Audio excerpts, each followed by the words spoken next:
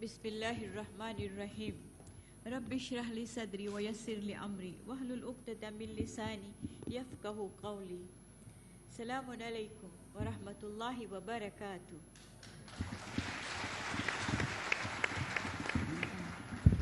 I should say in Turkish now. Merhaba.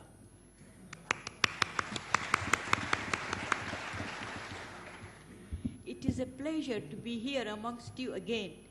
I first thank Allah subhanahu wa ta'ala and then Professor Haider Bash and the organizer of the Ahlul Bayt Congress for making this honor to me a possibility. Öncelikle aranızda olmaktan hem onur duyuyorum hem de mutluluk duyuyorum. Önce Allah-u Teala'ya ve bu programları organize eden, Ehl-i Beyt Kongrelerini organize eden Profesör Doktor Haider Baş Bey ve ekibine şükranlarımı sunuyorum.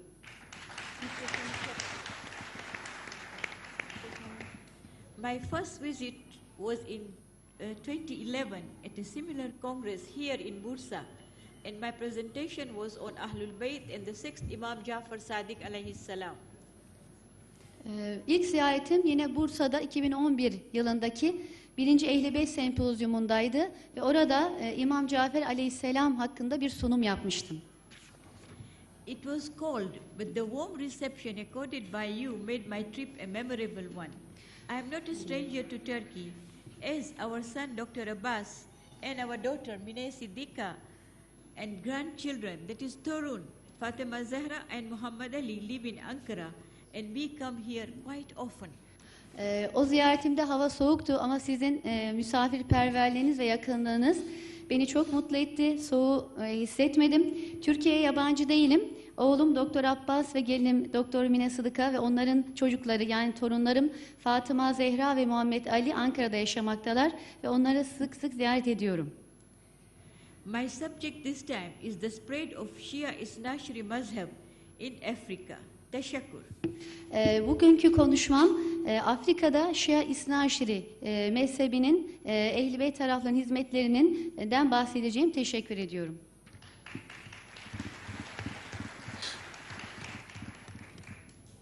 The Shia Isnashri or the Twelver are the follower of the 12th Aimma, Imam of Ahlul Bayt from the progeny of Holy Prophet sallallahu alaihi wasallam's daughter Bibi Fatima Zahra alayhi salam, wife of Imam Ali ibn Abi Talib alayhi salam. They follow the whole Quran, ayat of Mawadda, and the hadith of the Holy Prophet, Hadith Sakalain. I leave you behind the Holy Quran and my Ahlul Bayt.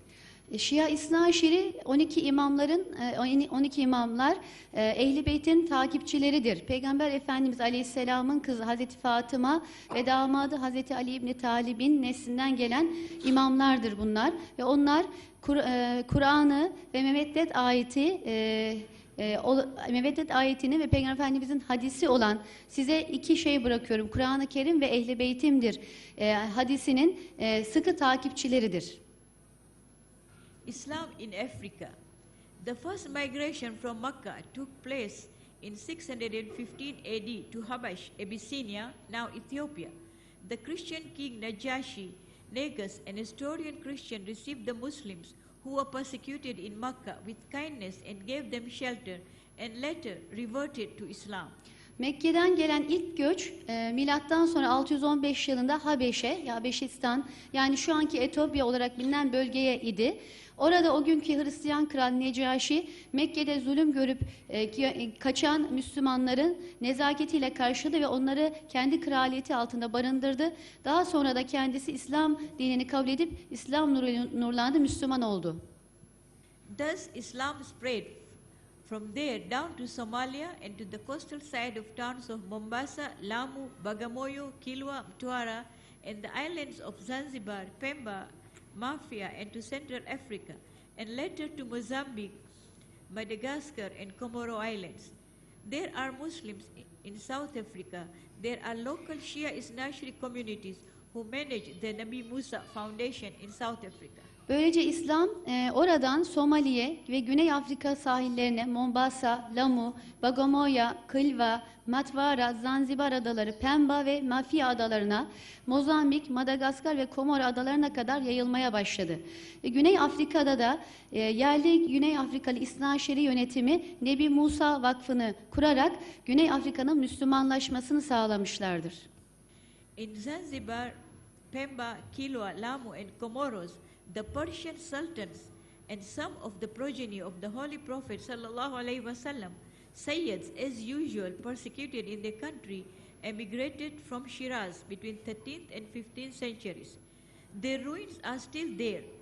They brought Islam to East Africa. In Zanzibar, some of the local Swahili people are still known as Shirazis.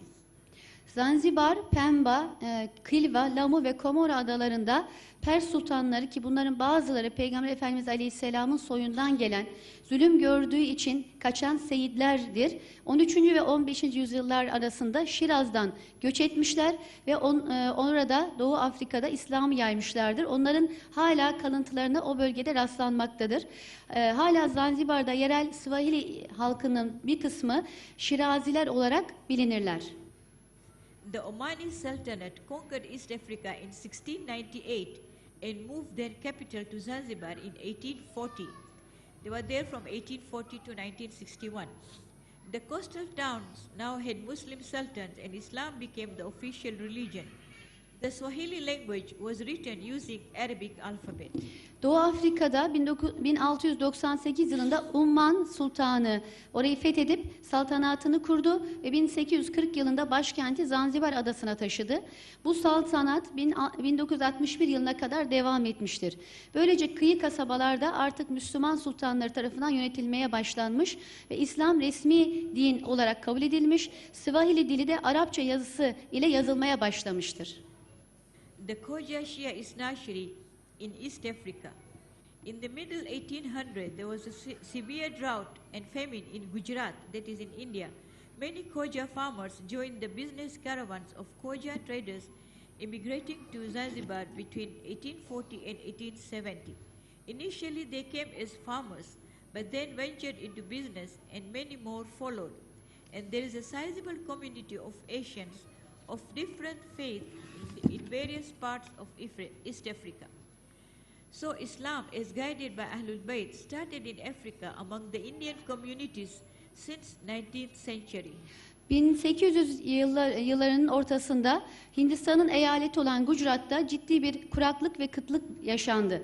Birçok koca çiftçi, Hindistan'daki İsnaşiri insanlar, koca diye adlandırılan insanlar 1840-1870 yıllar arasında tüccarların karavanlarına katılıp Zanzibar'a göç ettiler.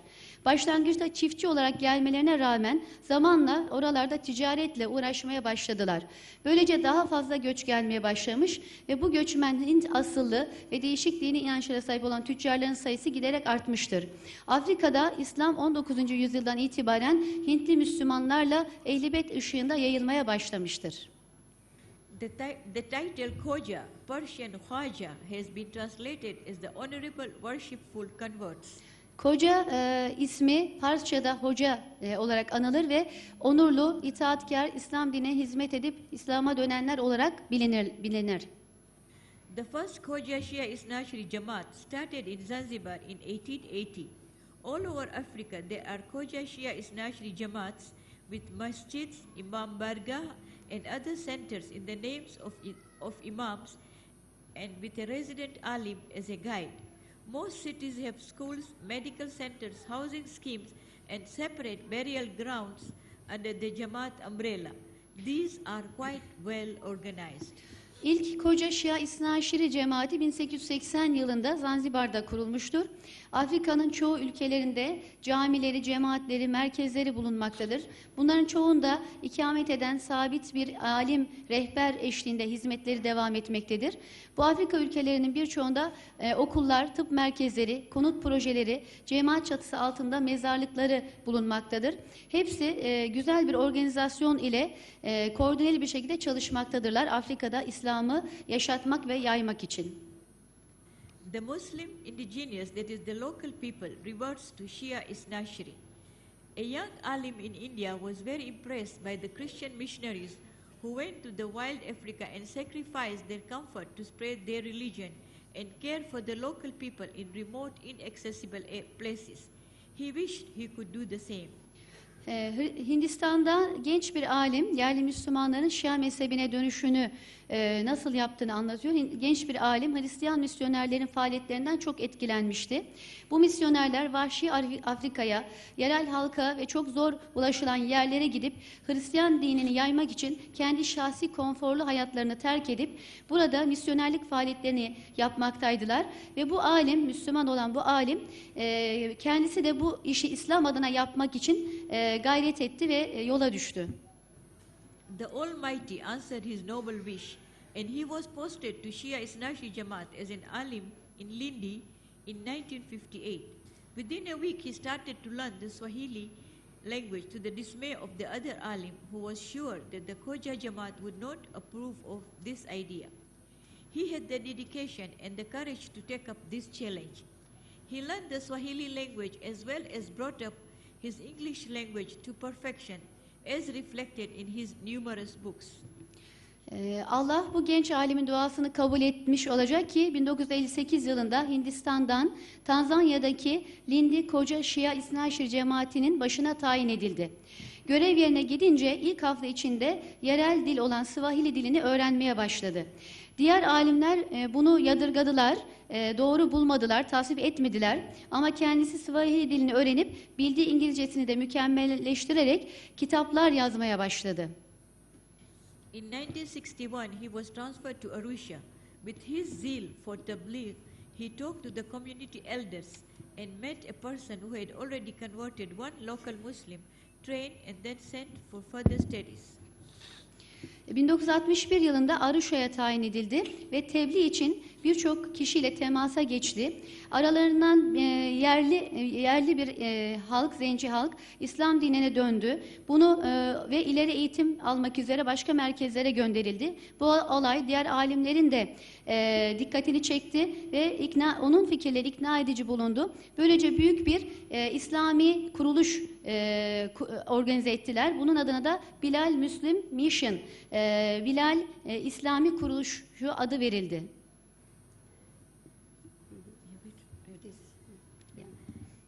This incident with the alim's persuasion convinced the community leaders and elders that they were on a right track.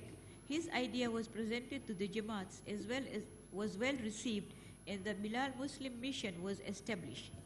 The alim's name is Allama Sayyid Said Akhtar Rizvi. Bu alimin adı Allama Said Said Akhtar Rizvi idi ve web sitesi there's a website. There is a website. His website is allamarizvi.com. Onun web sitesini ilgilenenler için verebiliriz. Girip oradan çalışmalarını takip edebilirler. In 1964, he was transferred to Dar es Salaam, which presently has the largest Khoja Shia Isnashiri population, as the resident alim of the Jamaat. He was also appointed as the chief missionary of the Bilal Muslim Mission in Tanzania, that is Tanganyika and Zanzibar. 1964 yılında Dar es Salaam'a tayin edildi ve bu alim nüfusu geniş bir nüfusa sahip olan Koca İsnaşiri nüfusa sahip olan Dar es Salaam'da görev yapmaya başladı. Böylece Bilal İslami Kuruluşu'nun Tanzanya başkanı olarak seçildi. In 1967, it was decided to have another Bilal Muslim Mission in Kenya. Presently, the Bilal Muslim Mission in Kenya is also very strong. 1967 yılında Kenya'da da bir Bilal İslami Kuruluşu organize edildi. Kenya'daki kuruluş da oldukça güçlü bir kuruluş olarak devam etmektedir. The first Bilal Muslim Mission was started by Allama himself in Temeke district in Dar es Salaam. This area is mostly populated by indigenous population, that is the local people. There is a hausa, a secular nursery and primary school and teachers training center. Also, there is a community health center. Bu kuruluşun ilk merkezi Tanzanya Dar es Salaam'ın Temekke ilçesinde idi. Orası yerel halkın, zenci halkın bulunduğu bir bölgedir. Orada İslami Eğitimler Okulu, kreş, ilköğretim okulu, öğretmenler için eğitim merkezi ve toplum sağlığı merkezi bulunmaktadır. The Bilal Muslim Mission students, reverts, were sent to Islamic universities in different Islamic countries in Iran, Iraq, Syria, and Lebanon. They learned Islamic sciences and also became expert in Arabic, Persian, and other languages. They returned as sheikhs, teachers, translators, and missionaries to the ever-expanding Bilal Muslim Mission. Bilal İslami Organizasyon'un öğrencileri farklı İslam ülkelerinde eğitim görmektedirler. Bunlar İran, Irak, Suriye, Lübnan gibi ülkelerdir ve bu öğrenciler hem İslami bilimleri öğrenmekte hem de Farsça, Arapça ve diğer dilleri çok iyi derecede konuşabilmektedirler. Şeyh olarak, öğretmen, çevirmen olarak geri dönüp ülkelerinde, Afrika'da bu bünye altında hizmet vermektedirler. In 1979, Islamic correspondence courses for beginners and later advanced courses by Bilal Muslim Mission availed up to West Africa. This expanded the mission and its members. 1979'da İslami kurslar Bilal İslami Kuruluş tarafından Batı Afrika'da da düzenlenmeye başladı ve bu misyonun üyeleri Batı Afrika'da da hizmet alanını genişlettiler. Allame 140 kadar kitap yazdı ve bu kitapların 22 tanesi bu kitaplar 22 ayrı dile tercüme edilmiştir. Maalesef bu tercümeler içerisinde Türkçe yoktur. İnşallah bir gün Türkçe'ye de tercümesini bekliyoruz, göreceğiz. To date in Tanzania, we have houses, that is religious schools, secular school, and teachers training centers. All these are under the Khoja Shia Isnashri Jamaat. Okay, continue. The Khoja Shia Isnashri Jamaat in Africa are under the Africa Federation. The worldwide Africa, India, Canada, and Europe Shia Isnashri Jamaat are under the World Federation, which is based in London. Afrika'daki Koca İsnaşir cemaatleri Afrika Federasyonu altında toplanmakta ve okulları, eğitim merkezleri bulunmaktadır. Dünya çapında da Afrika dışında Kanada, Hindistan ve Avrupa'da Koca İsnaşiri cemaatinin Dünya Federasyonu, İngiltere'deki Dünya Federasyonu altında çalışmalar yapmaktadır. The Bilal Muslim Mission in Dar es Salaam has produced many reverts of African origin, who became scholars and presently take care of the Bilal Muslim Mission all over Africa. I have appended the list of Bilal Muslim Mission in Tanzania only as an example of the flourishing work started by this individual Muballigh. I'm not going to read the whole list of the Muslim missions, Bilal Muslim Mission. I leave it to my daughter Mine to read it, otherwise it will take very long time. Bilal İslami Kuruluşu Afrika'da pek çok yerli halkın İslamlaşmasında hizmet etmiştir. Bu çalışmaları anlatan, Tanzanya'daki ve Afrika'daki faaliyetleri anlatan kısa bir örnek amacıyla yazdığım listeyi ben kendim okumak istemiyorum, tekrar olsun istemiyorum. Bunu ben inşallah size okuyacağım şimdi. Maddeler halinde özetlemiş kayınvalidem, ben de size bunları sunmak istiyorum. Bu İslami Kuruluşun Tanzanya'daki faaliyetleri: 1. Dar es Salaam'da bulunan El Mustafa Üniversitesi, İran'da Kum şehrinin El Mustafa Üniversitesi'nin bir dalıdır. 2. Dar es Salaam'da faaliyette olan anaokulu, ilköğretim ve yüksekokulu, El Muntazir kız ve erkek öğrenciler için ayrı eğitim veren okullardır. 3. Anadolu merkezinde bir cami ve inşaat halindeki eğitim merkezi mevcuttur. 4. Dar es Salaam'da Kigogo ilçesinde bulunan Havza El Gadir de önemli yerel Şeyh Celala tarafından yönetilen bir merkez vardır. Sık sık ders veren bu merkez hacca gidecek Müslümanlara eşlik etmekte ve onlara hac eğitimi vermektedir. 5. Dodoma şehrinde Darul Müslümin adında bir İslami eğitim merkezi vardır. Burada Müslim Banji kendisi İran'da eğitim görmüş bir alimdir, hizmet vermektedir. 6 Aruşa'da Ehlül Beyt Merkezi Caferi Yüksekokulu mevcuttur. 7 Kigoma'da Darül Huda isimli bir İslami eğitim merkezi vardır.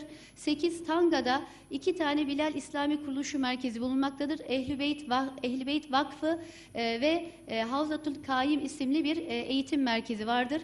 9 Dar es Selam'ın dışında Kibaha ilçesinde bir birey tarafından başlatılan bir merkez Valil Az Kurumu adı altında çalışmaktadır ve Dünya İslam Yayılması ve İnsan Hizmetleri olarak da adlandırılan bu kuruma değişik yerlerden bağışlar yapılmakta. Toprak bağışları, arazi bağışları yapılmakta ve burada da okullar, öğretmen eğitim merkezleri, yurtlar, yetimler için öksüzhaneler kurulmuştur. Ayrıca su sıkıntısı çeken yerlere kuyu projeleri, uzak köylerde ve yerleşim yerlerindeki halklara ulaşıp onlara eğitim hizmetleri verilmektedir. 10. İttihat Broadcast Network isimli bir TV kanalı mevcuttur. Burada hem İngilizce hem Urdu hem de Afrika'nın yerli dili olan Swahili dilinde programlar yayınlanmaktadır. Uluslararası alimlerin yanı sıra yerel alimler de vaaz vermektedir. Bu kanalın yayın evi de vardır ve özellikle Arapça kitaplar basmaktadır. Ayrıca bir radyosu bulunmaktadır. Radyo programları sunulmaktadır. 11. Bunlar Tanzanya'daki hizmetleri olup Kenya'da da büyük bir Bilal İslami Kuruluşu mevcuttur. Mombasa ve Lamu gibi kıyı şehirlerinde aktif faaliyetler vermektedirler ve önemli din adamı yetiştirip orada hizmete sunmaktadırlar. 12. Bilal İslami Kuruluşu 2 ayda bir dergi yayınlamaktadır. Birisi Sauti Ya Bilal, Bilal'in sesi Swahili dilinde çıkmaktadır. İkincisi The Light İngilizce olarak yayınlanmakta ve dünyada birçok ülkede okunmaktadır. 13. Mübarek Ramazan ayı ve Muharrem aylarında yerli halkın eğitimi ve Ehl-i Beyt'in önemini anlatan programlar yapılmakta ve bu programlarda yemekler ve iftarlar sunulmaktadır. Evet, do you want to say anything else? Thank you very much for listening to us.